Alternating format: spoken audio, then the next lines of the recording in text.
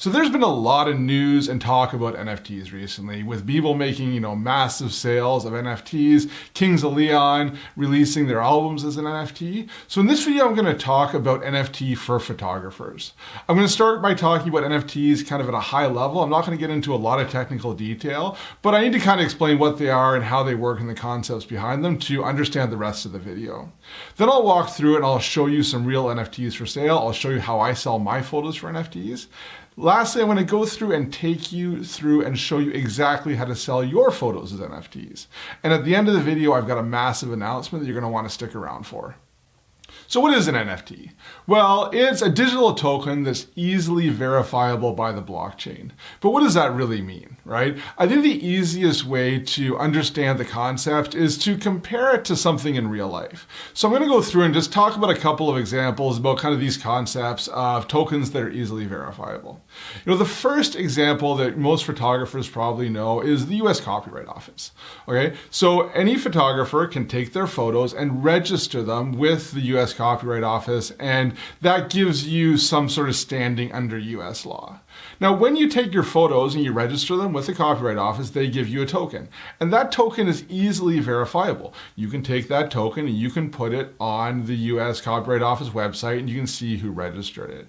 So you're basically kind of saying, this token was registered here, and it's enforceable by US law. Okay? So in that particular case, it's verifiable by the US Copyright Office, but an NFT is not verifiable by any one person. It's verifiable by the blockchain. All right? Another example is domain names. Okay? Google.com is a domain name. It's owned by Google. I personally own souvenirpixels.com. That's where I have all my photography.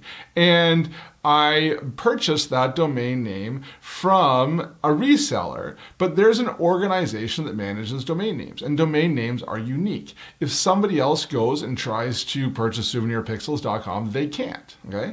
This is actually a bit better example than the copyright because domain names are sellable on a marketplace. I can take my domain name of souvenirpixels.com and sell it to someone else, which you can also do with NFTs. All right. The last example that photographers are probably familiar with are digital prints. Okay, not digital prints, but real prints. I can take my photographs and I can go out and I can make prints. And let's say I do 5 of them. Now each of those prints is unique. 1 of 5, 2 of 5, 3 of 5. So I can go and sell those prints, and they are unique prints. And because I say that I won't be creating more prints, then they have more value, okay? Because there's some scarcity to it. Now, this is a good example because if somebody comes and buys one of my prints, they then own that print and they can go ahead and resell it, right? So they can resell it privately to one of their friends. They can list it on a marketplace like Facebook Marketplace, or they can even take it to an auction house. All of those things are also possible with NFTs. Okay? Now, one of the really cool things about NFTs, though, as opposed to a print that you make of one of your photos, is that it's a smart contract. It's a digital contract. And as part of that contract, you can put in there that when an NFT is sold, so when an NFT that represents one of your photos is sold, you can put in the contract that you get a cut, let's say 10%. So let's say, for example, you take one of your photos and you create an NFT of it. Now, maybe you sell that initial NFT for, let's say, $100. Somebody purchased that NFT. Well, as you become more and more famous as a photographer, that person is then able to take that unique NFT and sell it for $1,000. But if you you get a 10% cut of the resale of the NFT in the future, then you'll get another $100 when that sells for $1,000. If somebody sells it for $5,000 later on, you get $500. Now, this is amazing for photographers, right? Because as your portfolio grows, your NFTs, in theory, would become more and more value, and you could keep getting revenue off them. Now, I know all this is kind of abstract, so what I'm going to do now is let's go through and take a look at some NFTs on a real NFT marketplace. Today, I'm going to primarily be using OpenSea.io. It's the largest NFT marketplace out there right now. Think of it as like the eBay of NFTs. But there are other marketplaces out there that are quite large as well, Rarible, Mintbase, and there's more popping up all the time. Let's go take a look. All right, so when you first go into OpenSea, you'll see here that at the top, there's nothing here for photography yet.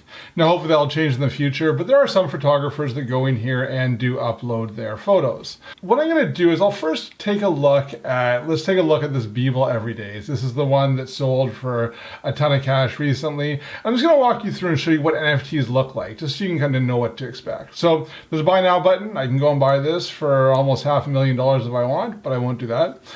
You've got your section here for the details. You're able to enter that in. You know, there's an about section. There's more sections that you can add in here that Beeple hasn't done, and I'll show you how to do that in the other ones. You can also see offers. So this is an example of showing information from the public blockchain. So you can see the offers here.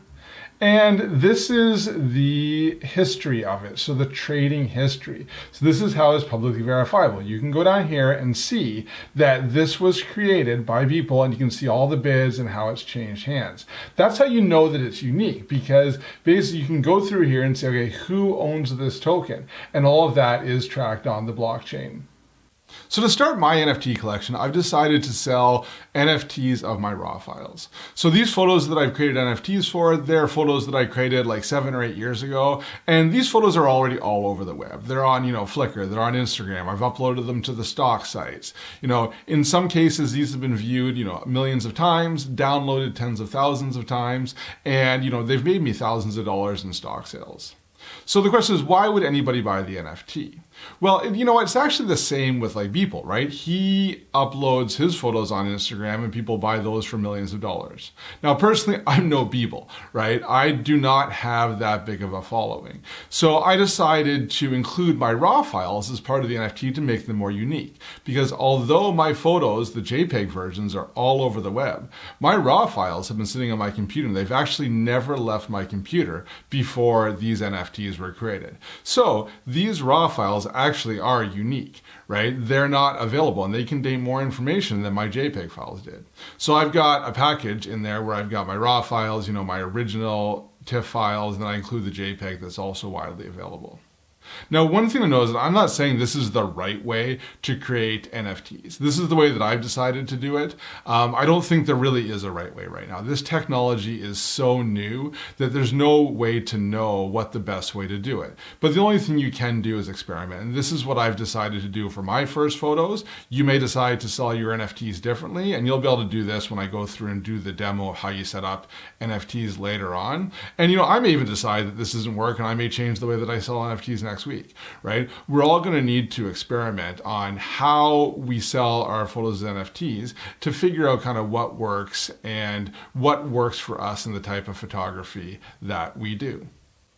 Now, I've decided to use OpenSea to sell my NFTs. There's other marketplaces out there that I've mentioned before, Rarible or Mintbase. I've decided to use OpenSea because, I like the way that they've got it set up. Their prices are quite low for being on the Ethereum blockchain. The Ethereum blockchain is really the main blockchain that people are using to sell their NFTs. So I wanted to be on that blockchain, and it's pretty simple to set up. So I'm going to be walking you through how to set that up on OpenSea. It is similar on Rarible to some of the other ones.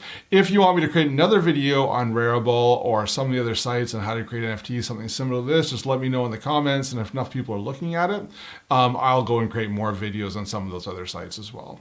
So let's just get into look about how you can create NFTs by going through and actually creating an NFT for sale. Now, to be able to sell on OpenSea or really any of the other major platforms, you need to have an Ethereum wallet set up. Now, there's lots of different options out there. I'm using MetaMask. If you're new to this, it's a pretty easy one to set up. It runs as a Chrome plugin. Not going to go too much into that because there's lots of resources out there that can show you how to set that up. Once you've set it up, you can go through and create your collection. Now, I've created a collection here called Unique Stock, and this is my unique stock photos. Now, the reason that I called it Unique Stock instead of like Souvenir Pixels, which is, I have souvenirpixels.com, my Instagram is Souvenir Pixels, is that For collections, the first time you upload to collections, there's certain fees associated to it. But you can actually have multiple people in collections. So I'm kind of thinking ahead here. I'd actually like to be able to allow other photographers to more cheaply post photos to this collection, and we can have a unique collection of photos. So that's why I've kind of set it up this particular way.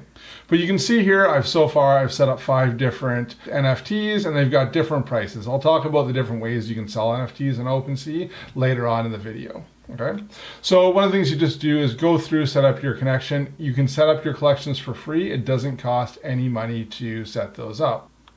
So once you have the collection, we got a big button here. You can go through and add a new item. Okay, so this is the screen where you can go through and add a new item. The first thing you can do is you can add your photo here. You can also do videos up to 100 megabytes. So I'm going to go in here, and this is the photo that I am going to sell. All right, so now we can go and enter a name. Okay. Now you can also have an external link. If you want to put a link to your site, you can add it in here. I'm just going to leave it as is. Now the next section is the description. Now I've come up with like a format that I want for this description, and I've just kind of put that into a Google Sheet here. So I'm just going to do some cutting and pasting, so you don't need me to talk through it. But what I have here is I've just got some information about what's included in the unlockable content, which I'll show you in a minute. Some additional information about the rights, and then I put keywords in here. One of the things that's not great about OpenSea, or really any of them right now, is they don't handle keywords well. That's something that can definitely be improved on. It's probably needed if you're going to look at selling photos for stock in any real way. Okay. Now the next thing we have here is properties. Now there's properties, levels, and stats. And these are shown differently based on the photo. So I'm going to jump out of here. Let's go back to my collections. I'll go to my unique stock collection. Let me show you how this works. So I'm going to go through here, and I'm going to actually click on View All. Okay, now this is something you need to think about. Most people have a fair number of photos, and you want to think about how they're going to be viewed and organized. So if I take a look here, this is me looking at the unique stock. Now I only have 5 photos here, but I know that I've got 400 decent photos that I may want up here. So I want a way to organize them. So if you look down here on the left, right, I've set up these different items, and these are the properties. So I've got a category, creation date, location. Okay, so those are basically things you can tick off. So things that people may want to do when searching a photo. So if I wanted to go through and see all my vertical photos, which are shot in portrait, I can go there and show them. I can go through and choose, all of mine are photos right now, but I plan to add in videos later on. So I could have photo or video types. I also have categories. So let's say somebody was coming through here and looking for landscapes. I can show only the landscape photos. So I specifically chose my categories in such a way that it'll make it easier for people to filter through my collection. To do that, I've gone through and I've added it to, again, just a simple spreadsheet here where I can go through and choose my categories. Okay? Now, one of the things to note about categories too is if you go into it, they're shown on the item. So if I come here, I can see properties. These are the properties in the big blue box, and they show stats, right? Like 20% have this trait of Pitt Meadows. So there's some stats there. And there's also the stats here. So I'm using the stats as my image height. Okay, so I can show the stats there. Again, if I go back to the collection and go into my View All, now I can go down here, and the stats are actually shown as a slider. So this is how people could go through, and they could filter the collection based on the size. So I can use this pixel height. If I want ones with larger pixels, I'm going to see the portrait ones. Okay? So again, there's no right or wrong way to do this. This is how I did it. You could totally set up your collection in a different way, but I wanted to set up this collection in such a way that you could handle a lot of photos, and there's an easy way for buyers to go through and filter and look at the different photos that they could be interested in. Okay? So now I'm going to go back, and I'm going to go through and just add my properties. So the way you add your properties, I'm going to choose media type. That's my character. And then the next one will be photo. Okay? So I would recommend just kind of doing this the way I did. It's an easy way to organize it, especially if you plan on creating multiple NFTs. I just put in a spreadsheet and I'm cutting and pasting. Again, this is something that having a set way to organize this is obviously a way that would be useful for photographers in the future. It's something that, again, we're looking at Photoloo. Usage, this is something that can be used for commercial usage. Again, I know a lot of people buy my stuff for stock, so I put that in there.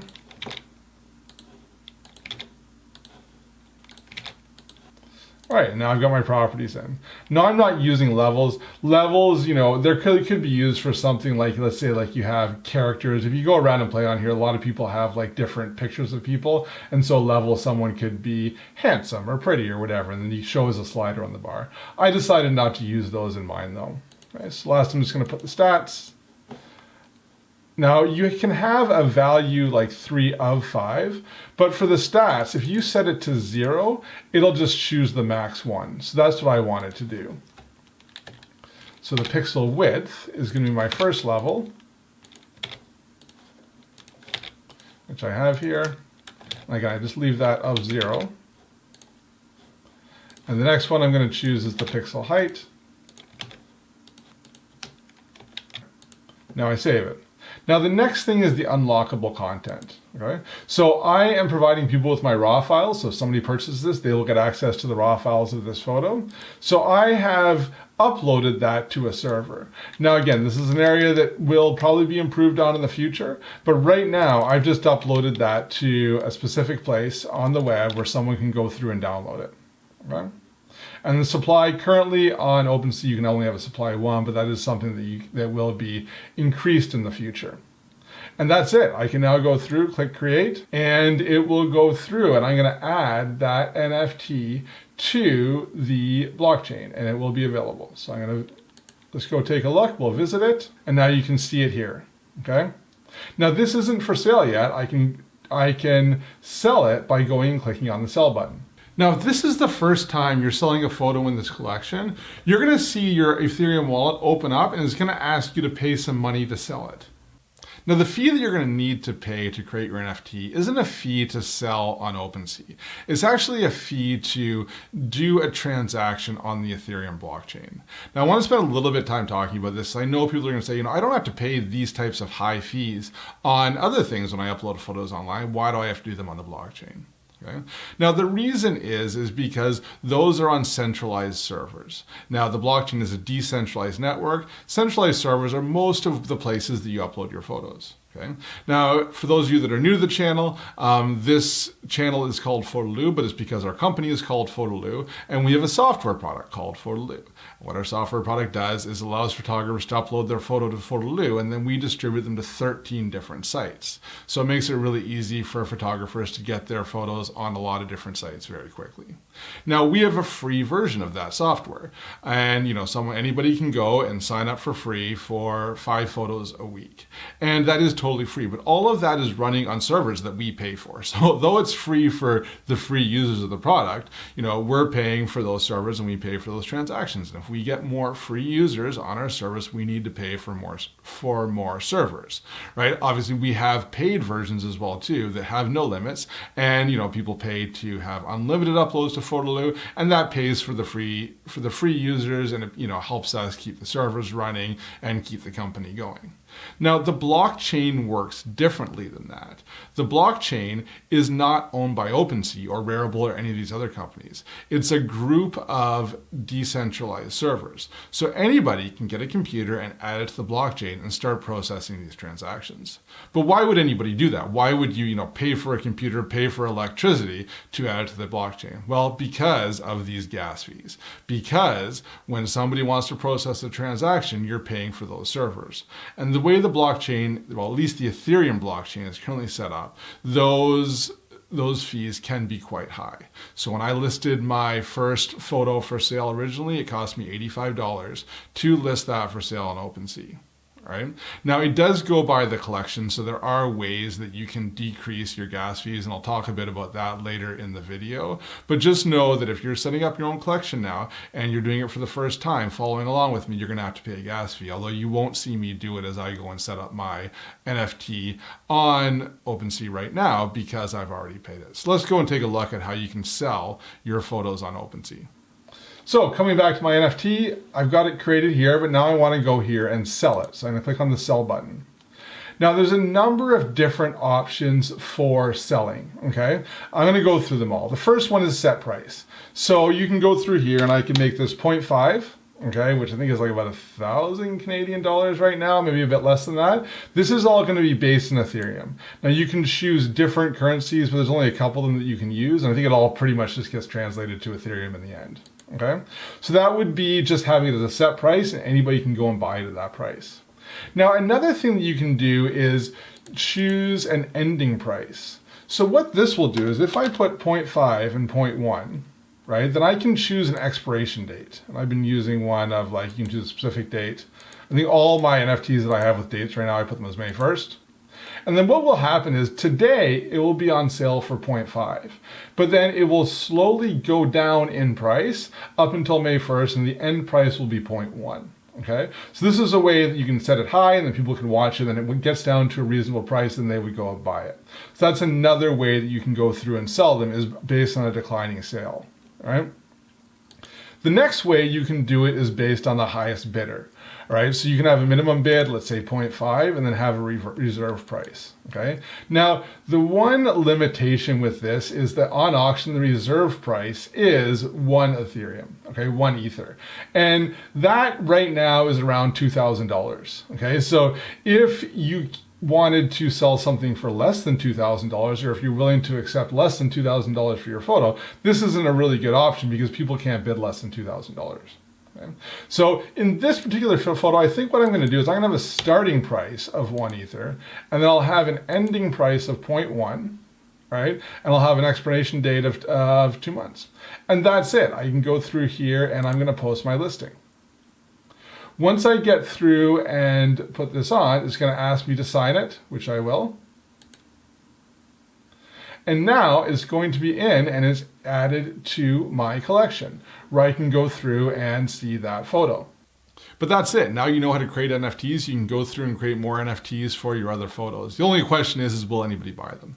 One of the things to note is that there isn't really a large marketplace right now for photos to be sold as NFTs. So if you want to sell your NFTs, you're really going to need to promote them, probably on social media. Now, one of the things to note is that these NFTs are built on a technology called smart contracts. And NFTs is really in its infancy right now. I really think that smart contracts and the technology around NFTs, even if these NFTs don't completely change, photography business, I am strongly believe that smart contracts will. One of the reasons is because most sales for photography are digital these days, meaning that when photographers are selling their photos, they're selling them as digital files. And it's basically, contracts for digital assets. And photography is very unique in that sense. Now, obviously, there are certain types of photography where prints are very important. So like for wedding photography and portrait photography. But a lot of the photography industry is delivering digital files for a particular contracted price. And that's where smart contracts really shine. So I think that, even if NFTs don't change every photographer's workflow, smart contracts are going to change everybody's workflow. Well, at least everybody who makes money with their photography's workflow as the technology progresses and becomes more mature. Now, I don't want to get into smart contracts in a ton of detail. I could do a whole other video on that. If that's something you're interested in, just let me know in the comments. I can consider creating a video on smart contracts in the future. But one of the things to note is that smart contracts are just digital contracts that are enforceable by code. So they have a lot of applications, especially when you're dealing with digital assets like digital photographs. And they're really in their infancy right now, but it's not too hard to see how they can change the photography industry going forward. Okay, so this isn't something that's going to happen immediately. I don't think that every photographer is going to be using smart contracts by the end of this year, but I think of it kind of the way that I think about mirrorless cameras, right? When mirrorless cameras came out, they were in most ways inferior to the DSLR digital cameras of the time. The reason was because so much time and effort had been put into building DSLR cameras, right? But having a mirror in there was completely unnecessary. The actual basics of the design for mirrorless cameras was better. Like if you were creating a mirrorless camera today, nobody would think, hey, I'm going to take all this digital stuff and put a mirror in there and make it move, right? It was silly. It was left over from the film days, but it was the easiest way to get digital sensors into cameras. And when the mirrorless cameras came out, they were inferior. But as more and more time and research and development got put into mirrorless cameras, they eventually got to the point where I think today mirrorless cameras are superior to DSLRs in most ways. And it's very easy to see today how at some point in the future, mirrorless cameras will be superior to DSLRs in every way. Okay? Smart contracts are kind of the same. There's so much built up and there's so much infrastructure and R&D effort built into the current way that contracts and selling photos works, is that they're going to take a bit of time to get put up. But as there's more research and development put into it, as more and more people work on fixing solutions like the high cost of the gas prices on the Ethereum network, I can totally see how in 10 years' time, every professional photographer is going to be working with smart contracts in some way or another. Now, let me give you a couple of examples. Think about a company like Getty Images. Okay, Getty Images has hundreds of thousands of contracts. They've got hundreds of thousands of contracts with different photographers to purchase their work and resell it, to buyers where they've got contracts with those buyers. And Getty has a ton of different employees and has a ton of different computer servers and has a ton of different research and development built into the fact that they can sell photos, they go through, process it, take a massive cut of that sale, and then give a small portion of it back to the photographer. That is one of those processes that could be done by a smart contract significantly more efficiently. And because it was done by a smart contract more efficiently, the photographer could end up with a much larger portion of the sale of the photo. Okay? So that's just kind of one example of how I see smart contracts could be used in the future. Now, another example that is a bit more abstract, but is also totally doable with the technology, and again, not the way it is today, but with more research and development, is to have like one central repository of photos, and then basically have all the sites that use those photos use them via a smart contract. Like if you think about the way things work today, I go and I create a photo on my computer. And I upload that photo to multiple sites. Now, I use our Photoloo software to do that, so I can take one photo and I can upload it to 13 sites in a matter of minutes. But, it's still inefficient, right? Why have that one photo sitting on 13 different centralized servers? Right? Another option would be is you could have like a universal file storage, right? That photo could serve on one server, and then a photographer could give Instagram permission to show that photo and give Shutterstock permission to sell that photo at a different price via smart contracts. And it's just so much more of an efficient system, right? Having that photo in one spot and then having, how that photo can be used by all these different websites that want our photos done via smart contracts. And depending on how that's implemented, it could be implemented in a way that would be significantly beneficial to photographers. So I strongly believe that, blockchains, NFTs, smart contract technology is totally going to change the way that photographers do business in the future. And at Photoloo, we are actively doing research and development into how we can use these technologies to kind of shift the photography business away from these large companies and bring the relationship back to the photographers. And by doing this, we really think that we can bring a lot of the profit back to photographers too when they're selling their images. So although we see a lot of ways this technology can change the photography industry, the one that we're focusing on right now is the sale of rights managed photos and videos.